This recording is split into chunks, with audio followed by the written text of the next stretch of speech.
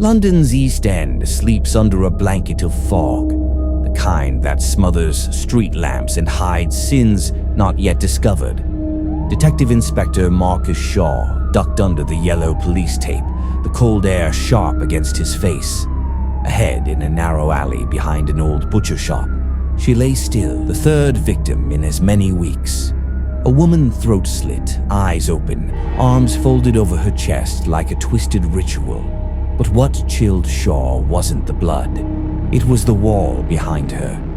Carved with a knife, crude but deliberate, were the words, "I am the shadow that walks beside history." They called him the Ripper. But this wasn't just murder, it was theater, a message, a game. And someone was already losing. Dr. Evelyn Hart hadn't stepped into a police station in 3 years. Not since Vienna. But the envelope on her doorstep that morning changed everything. No stamp, no return address, just her name, written in red ink and a folded page inside. A photograph, a crime scene, the latest victim.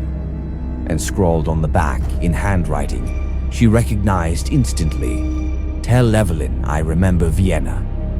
She stared at the message for a long time, her breath caught between memory and dread.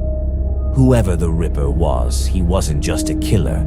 He knew her, he wanted her back in the game. At Scotland Yard, Inspector Marcus Shaw waited with the case files spread out across the table. 5 victims, each mimicking a murder from the Jack the Ripper case, but updated, modernized, warped. A QR code etched into a mirror.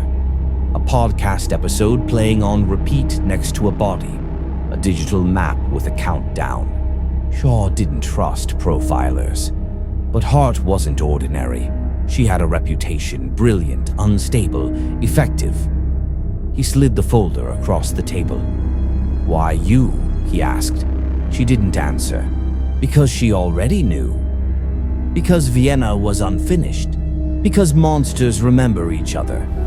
The rain returned with a vengeance. East London's Whitechapel district had always carried ghosts in its bone-soled brick, old blood, and names that refused to die.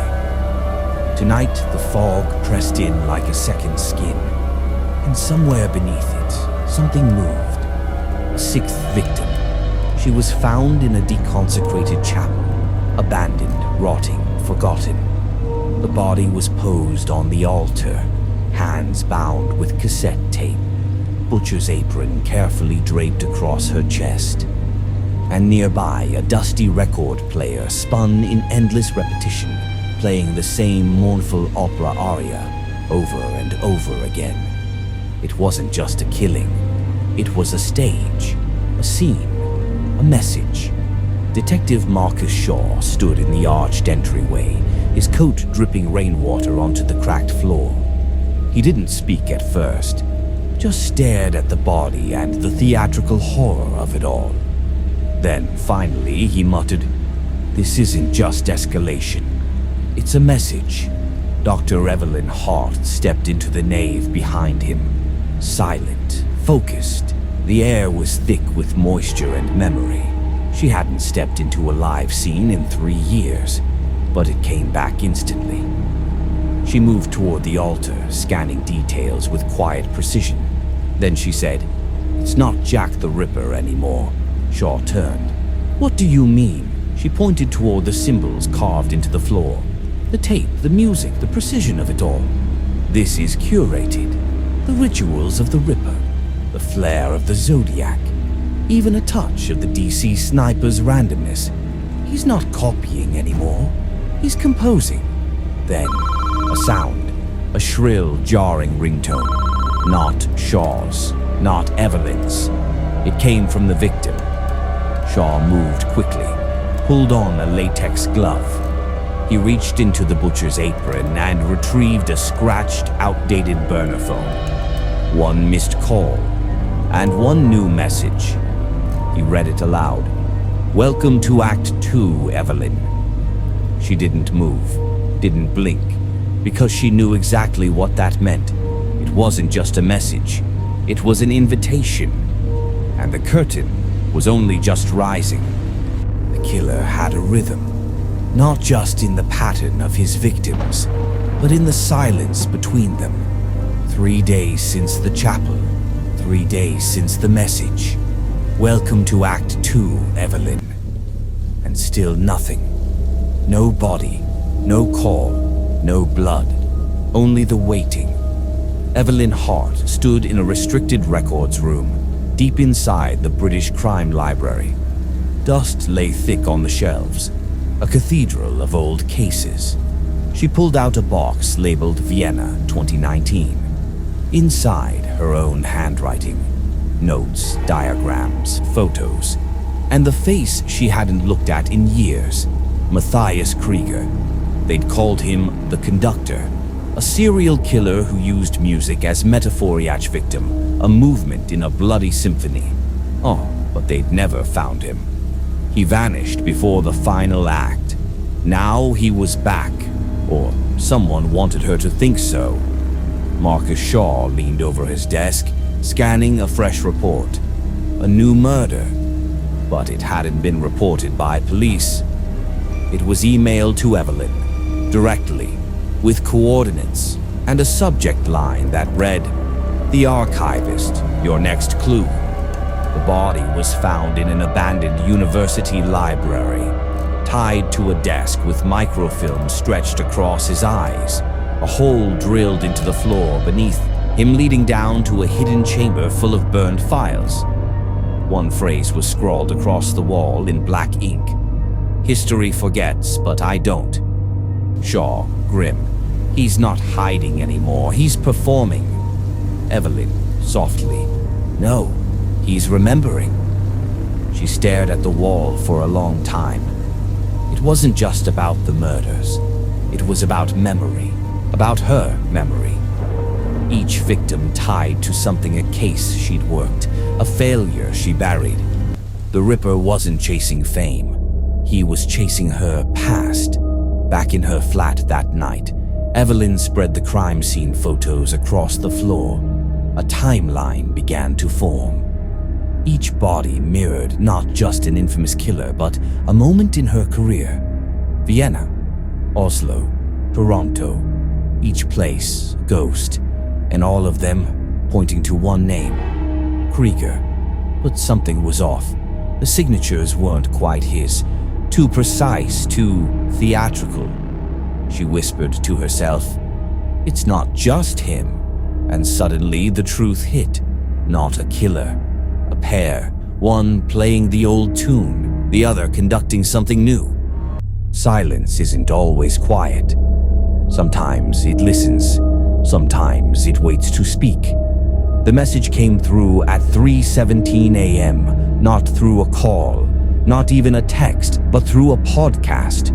A true crime series called Kill Switch had just dropped a new episode, except no one recorded it. Not the hosts, not the producers. And yet, there it was, episode 42. Hello, Evelyn. I thought it only fair you hear the music before the next act. This one's personal. The voice was masked, digitally altered, but the cadence was unmistakable. It was him, or someone pretending to be. The episode ran for 4 minutes and 22 seconds. No background noise, no ambient track, just his voice and a series of coordinates read aloud in groups of 7, a digital breadcrumb trail. And one final sentence. Let them hear you fail again. Then silence. Shaw, angry. This went out to over 200,000 subscribers. The entire country's listening to this lunatic. Evelyn, calmly. Good. That means he wants us to respond.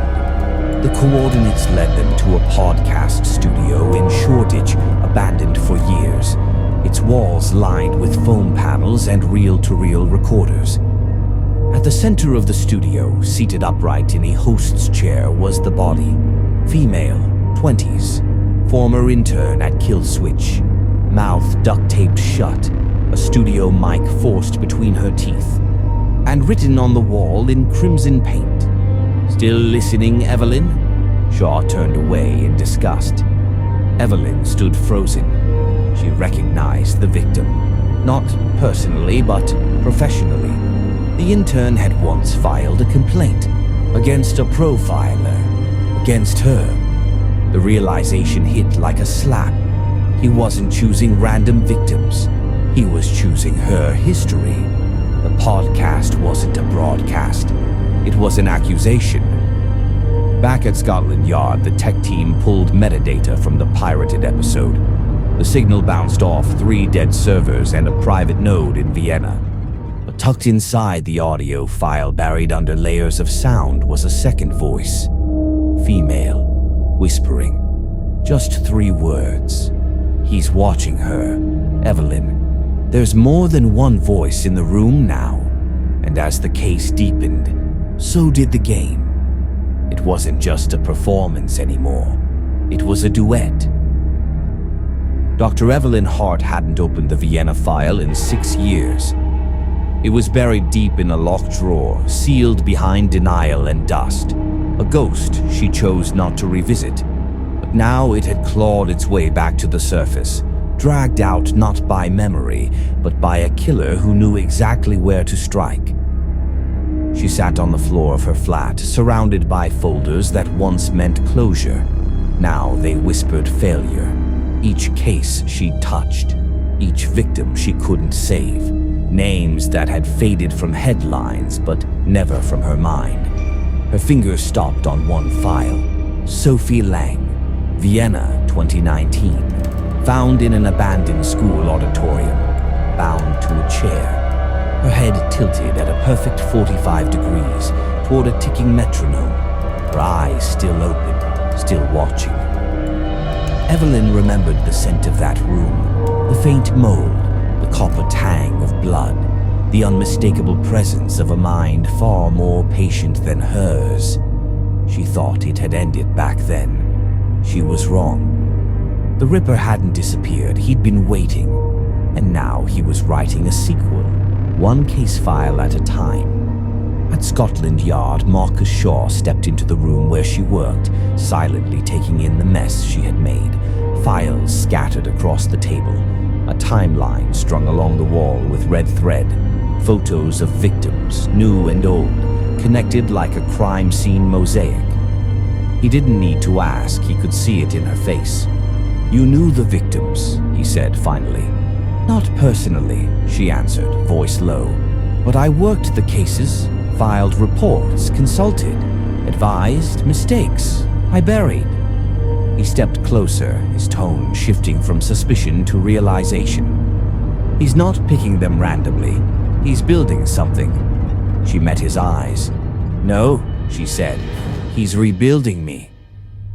The next clue didn't come through a phone or podcast. It came with a corpse. A rooftop garden on a closed asylum, forgotten by most, but not by Evelyn. Years ago, she'd spoken there, a lecture titled Predicting Predators. Now it was a stage. The victim lay posed in a hospital gown, hands clasped like prayer. Black charcoal smeared around the eyes as if to blind her in death. And at her feet, traced carefully in dust, "You didn't predict me." Shaw stood beside her, stunned. Evelyn said nothing. Her silence spoke volumes. The message wasn't about arrogance. It was about revenge. Later, alone in her flat, Evelyn stared into her bathroom mirror, not at the tired face, at the eyes. And something stared back. It wasn't the killer, not yet. It was herself, a version she hadn't seen in years. The profiler, the hunter, the one who used to know where to look. Until Vienna. She touched the glass lightly as if testing whether her reflection was still real. The killer wasn't just targeting her career. He was unmaking her story and rewriting it through her eyes.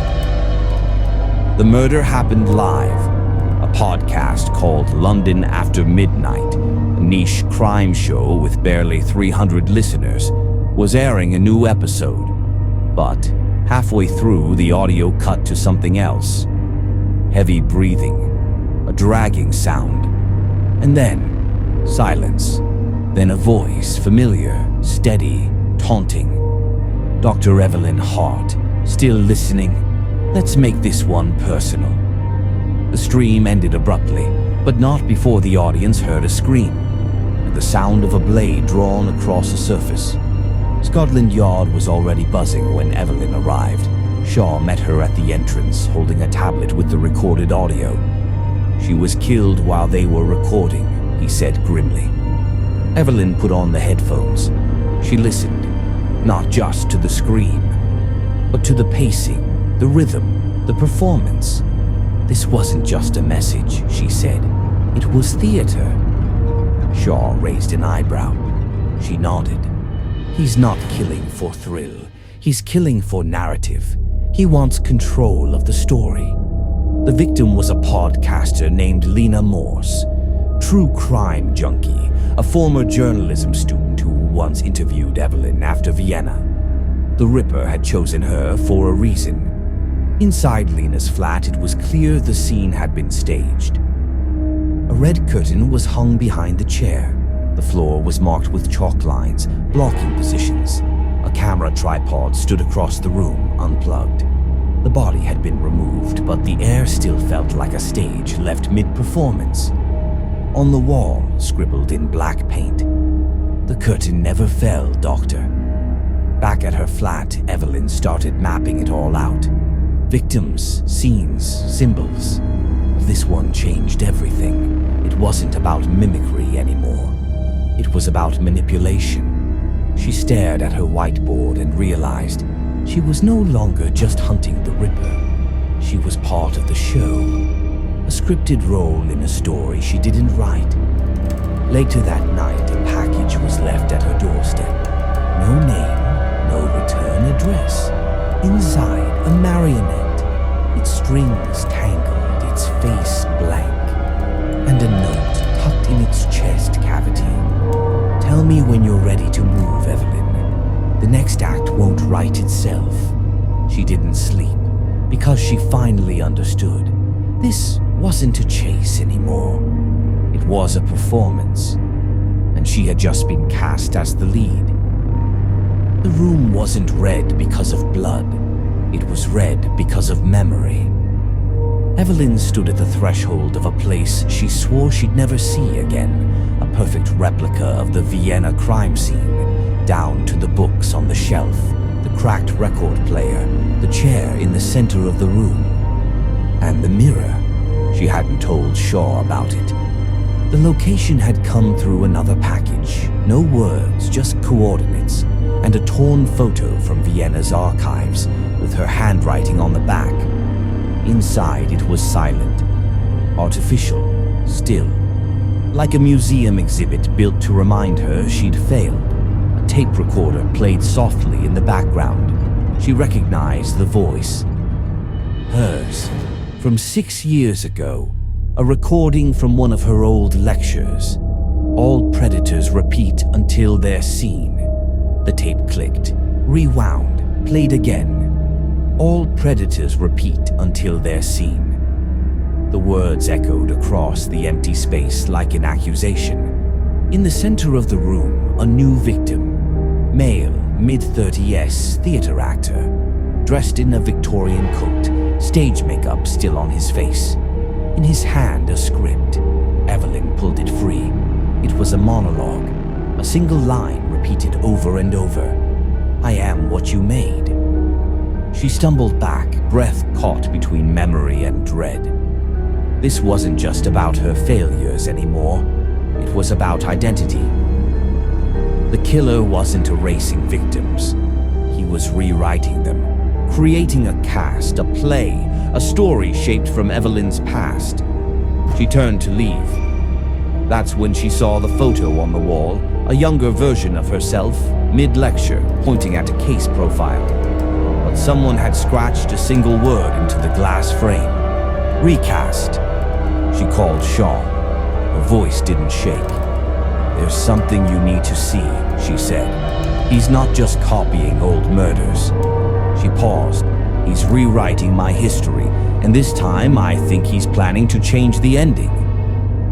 The code wasn't random. It was a countdown, and Evelyn was already late.